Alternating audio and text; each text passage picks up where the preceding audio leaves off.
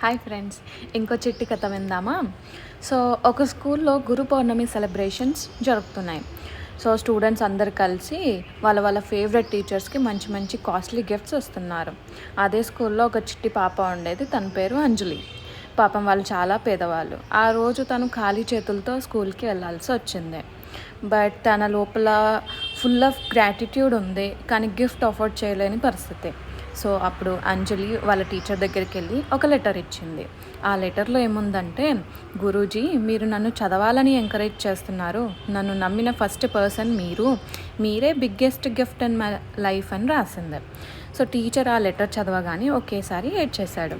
అన్ని గిఫ్ట్ల కన్నా కూడా అంజలి ఇచ్చిన ఒక చిట్టి గిఫ్ట్ ఆ టీచర్ని బాగా కదిపేసింది.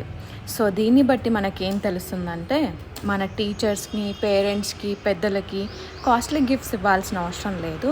మంచి మాటలు, ప్రేమతో, గౌరవంతో మాట్లాడితే చాలు, అవి వాళ్ళకు కోట్ల బహుమతి అని.